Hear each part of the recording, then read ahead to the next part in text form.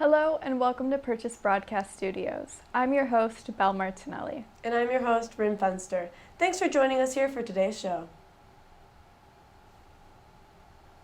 Professor Alan Smith collaborated with his students and Purchase artist Doran Johnson on the set of their new music video for their song Crashing Down. Purchase Broadcast Studios correspondent Shelton Jones filed this report. On Monday, March 6, studio composition major Doran Johnson collaborated with the music video and pop culture class on the video for their new song, Crashing Down.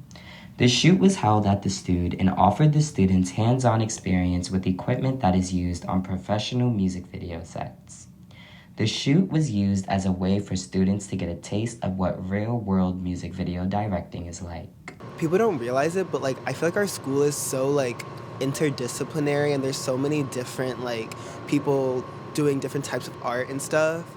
And so personally this year I'm trying to collaborate with as many people as I can. Spencer Lyon is enrolled in the music video and pop culture class and is one of the few students who got a chance to get a taste of what it's like on a real music video set. The different people in it, getting the people together, getting the types of scenes together, getting the lighting down. Learned a lot about lighting and how you could elevate the scene with lighting a lot. And it's just cool to learn from someone that has work in their portfolio already and has gotten professional gigs to give that knowledge. Alan Smith is responsible for not only teaching the music video and pop culture class for the past 10 years, but also arranging the shoot dates and bringing Doran's vision for this video together. I think the most important thing with students is getting a taste of the real world. And it's really hard to do that on campus, of course. And in the past, I've done this class, music video and popular culture, for 10 years now. And the most successful moments in the class have been when I've brought in outside artists. The shoot brought together members of the Purchase community, as many were able to attend and be part of the video. The set offered a space for laughs, creativity, and self-expression. Crashing Down will be available on March 24th on all platforms. The town of Cortland Manor, New York has had one movie theater for the last 24 years, the Regal Theater. This year, Regal announced that the company would be closing 39 of its locations nationwide, with the Cortland Theater being one of them. The theater has been a major draw, but now that it's closing, residents are left with the next closest one being 30 minutes away.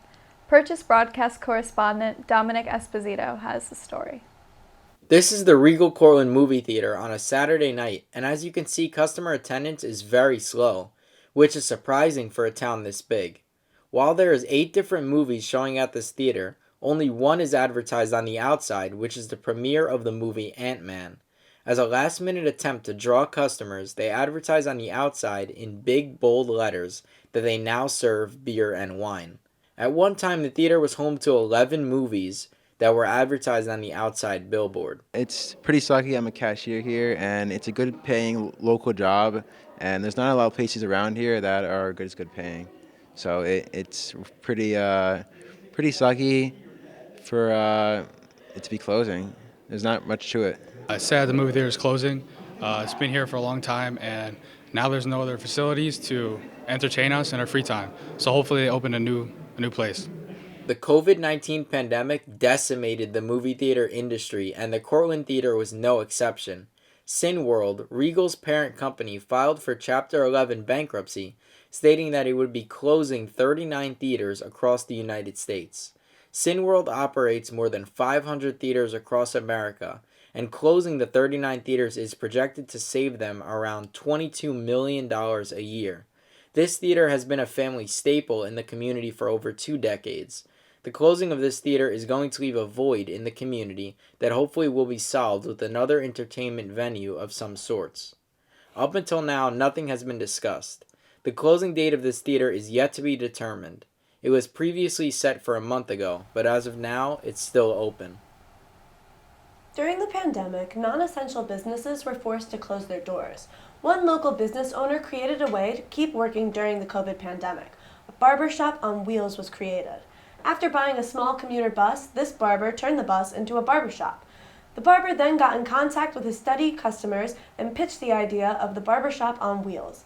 Basically, you call the barber, make an appointment, and then he shows up at your house or any place that is convenient for his customers.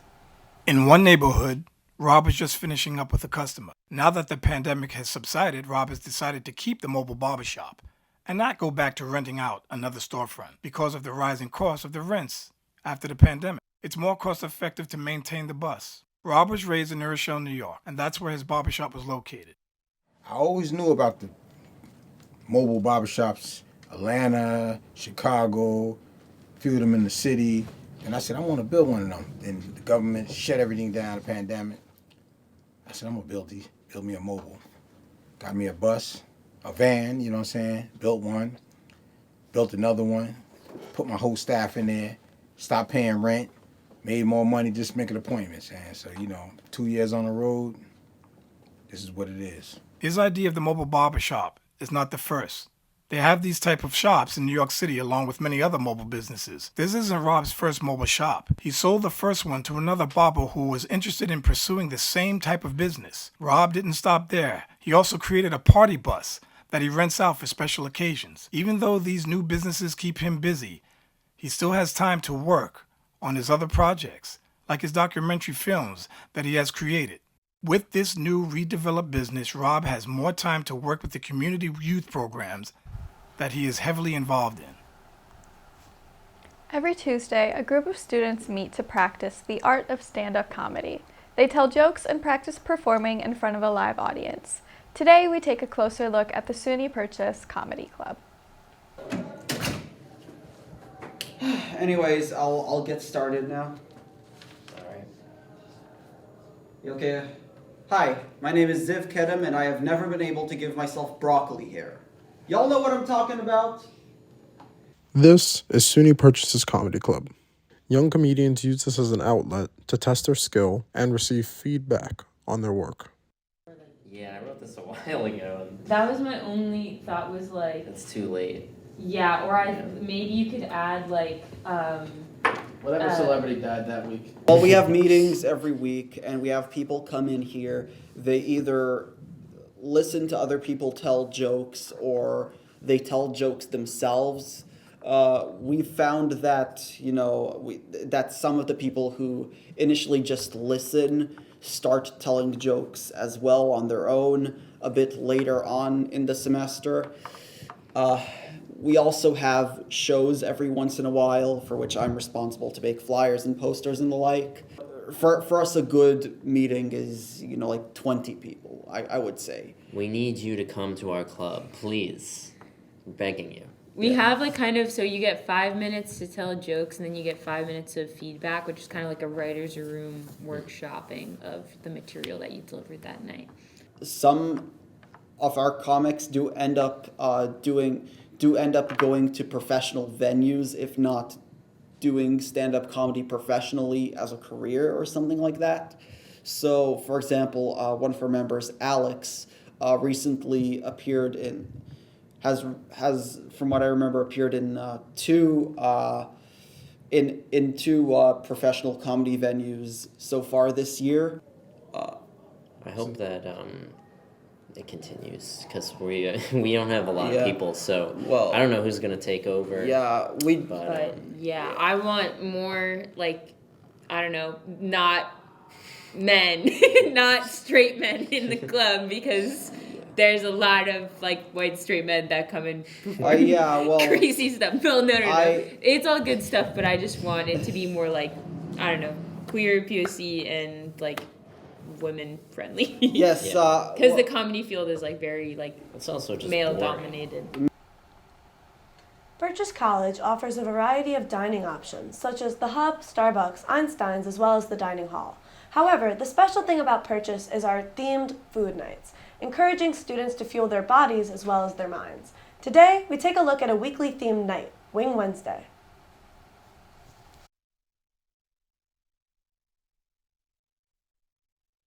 Every Wednesday at Purchase College, students gather in the dining hall for the beloved Wing Wednesday. For just the cost of one meal swipe, students are allowed to get as many wings as they can eat. Purchase College offers a variety of flavors, such as buffalo, sweet and sour, teriyaki, and even Pepsi Cola.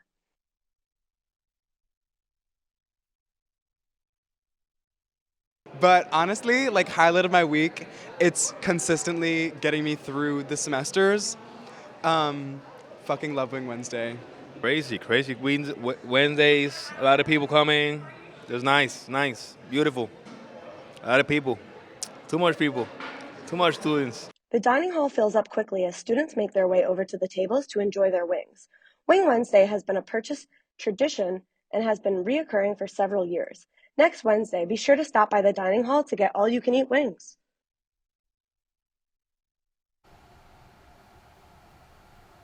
I'm your host, Rin Fenster, and thanks for tuning in to Purchase Broadcast Studios. We'll be right back with you after this short break.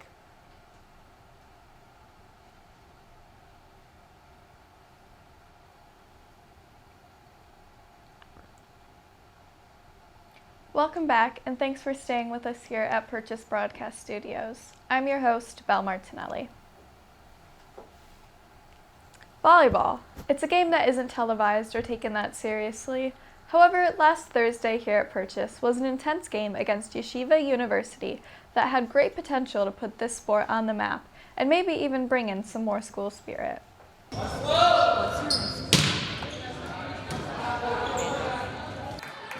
Purchase College isn't a school well known for its sports. However, last Thursday, the athletes showed such dedication to the game in their intense match against Yeshiva University. At the beginning in the first round, they weren't doing so hot, but soon after, Purchase wound up making an incredible comeback in the next 4 rounds that would send Purchase to its ultimate victory in the end. And it's all thanks to the hard-working athletes. Today was a little intense because we had a little rough start, but by the end of it, it feels good. It feels good to get the win in. Well, I knew we were the better team. I knew we could come back because we just had to regroup. We actually expected not to lose that first set, but I think it shows that resolve and what kind of team we are that we came back and took the next 3.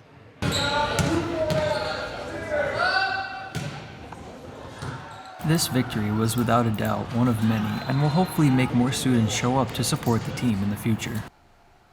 On Thursday, Purchase men's volleyball team played against Yeshiva University. The game was an intense one as the scores got closer and closer to each other on each set.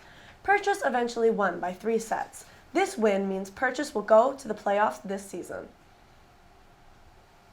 Purchase College's men's volleyball team faced off against Yeshiva University in a 2-hour match.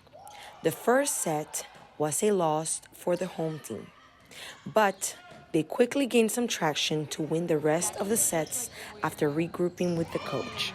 Today was a little intense because we had a little rough start, but by the end of it, it feels good. It feels good to get the win in. It's a conference game, so we needed this win to continue on the track of making playoffs. So we're on to a good start.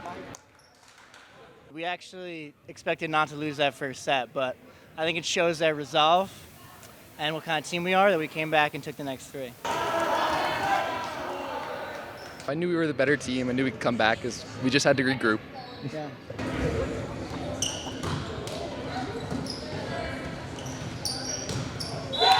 And if we win the games we need to win, I think we're playoff bound, and that's what it's all about, baby.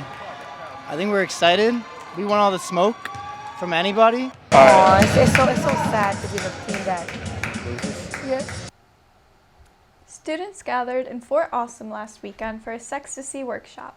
Sextasy, an event hosted yearly, encourages students to practice consent and safe sex.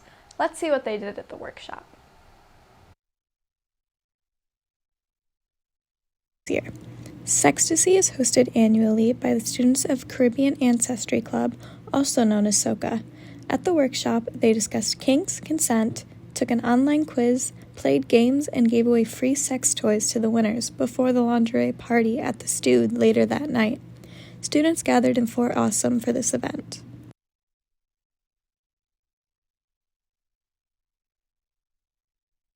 So right now we have our sex scene workshop, and later on we're going to have our lingerie party. It's an annual event to encourage the sexual, embracing like what you like sexually, embracing who you are and your sexuality, but also make sure we teach people about consent, proper sex practices, because people are going to have sex, but you might as well teach them how to do it safely. So yeah. So Sex is like our like traditional event. It's been going on for at least 10 years now. And one of the things that goes hand in hand with Sex is just like making sure everyone knows the rules of consent. And you know, when there's a party, like that's very sex positive. For a lot of people, it could be like a time to kind of prey on people or things that happen that they don't know. Like some people don't know all the rules of consent or know exactly how to ask someone to dance or exactly how to treat someone who's not wearing as many clothes. Just because like you know that's like how we've been raised to like objectify women if they're wearing less clothes. So we always want to do this like to give a chance to have get free stuff, get free condoms, get free dildos and all that stuff, but also just have fun and like learn the rules without it just being so harsh. It's an annual tradition known and loved by many Purchase students. For centuries, river herring have been cut off from their native spawning grounds due to man-made structures like dams. This is a problem since river herring play a key role in the ocean's food chain. With the help of retired marine biologist Byron Young, multiple fish ladders are being installed all over Long Island, with the most recent one being at Woodhull Dam in Riverhead. Our correspondent Kyle Young has the story.